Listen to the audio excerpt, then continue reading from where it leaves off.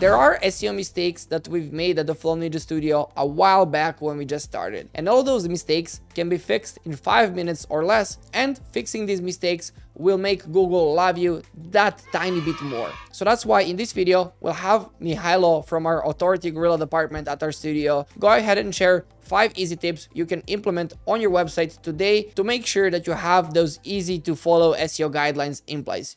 I would like to show you 5 SEO hacks that we use to grow for 141% in just 1 year for the Flow Ninja website. Without further ado, let's get right to the hacks. Hack number 1. Tackle the technical difficulties for your Webflow site. Many technical difficulties, such as broken links, are very easy to solve in Webflow. Webflow has many great features that can help you solve the difficulties just by click of a button. For example, I really like the 301 redirects that you can just input the one link on one side, the other on the other side, and just redirect the link without writing any code. That's one thing, but there are many other things that Webflow can solve for you, such as, for example, sitemaps, which is automatically generated on Webflow.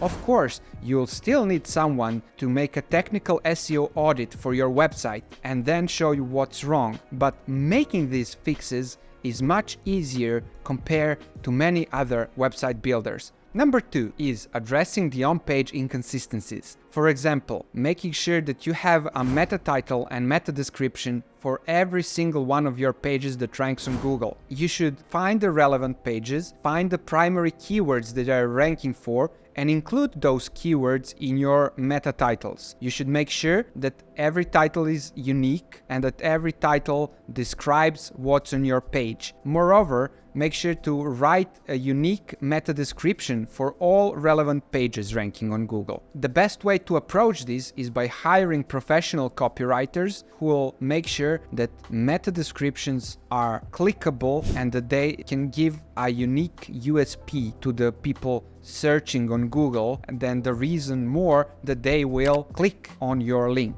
On-page SEO also includes making sure that your heading structure is correct. For example, the H1 tag should be the largest one, and there should be just one H1 tag. It should be followed by H2 and H3 and H4 tags, but there shouldn't be illogical order of H tags. For example, you shouldn't put H1, H3, H2. So this is very important. This is how Google scans your content and understand that everything is in a correct order and easily digestible by the visitor. On-page SEO also includes making sure that you have relevant keywords in your URLs and that Google can easily read URLs and understand what your content is about. Number 3 is researching keywords. When researching keywords, it's not about just finding the relevant keywords with enough search volume. It's about finding the keywords that actually are very important for your business and that you understand the intent behind these keywords. Let me give you an example. If someone is searching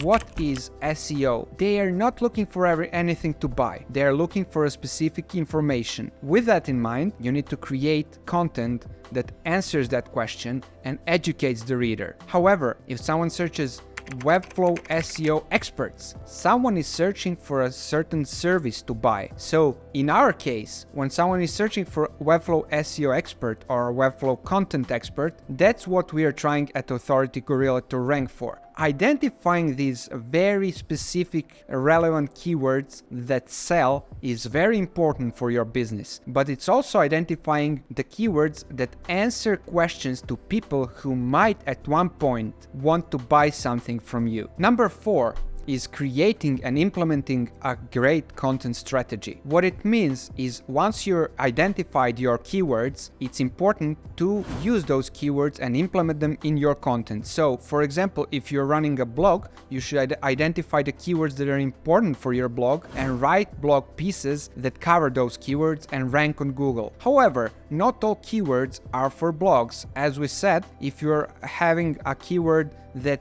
is someone looking to buy something, you should perhaps create a separate landing page. So you should have a content strategist who will be able to come up with pieces of content that are relevant for your keywords and for your business and implement them on your website. The implementation process would require probably a professional content writer, but it would also require the SEO expert writing briefs for these writers to make sure that they're implementing all the relevant keywords in the right places. And finally, number 5 is researching competition. At every point in your SEO research, you'll have to pay attention to your competitors. Even if you're not a Webflow SEO expert or SEO expert of any kind, you should always pay attention to how your competition is ranking on Google and what keywords they are using. More importantly, you should identify the keyword gaps. These are the keywords that they could be using, but they aren't. This would help you rank for them without really having any real competition. Moreover,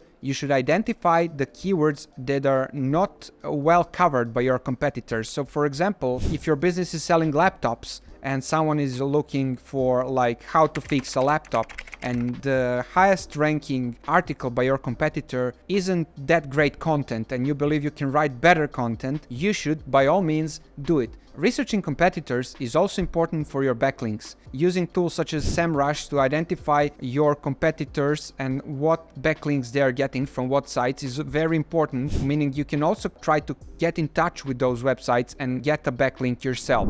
So these are the 5 hacks we are using to grow our client's website. If you're looking for professional Webflow SEO services, make sure to get in touch with Authority Gorilla and let's have a chat.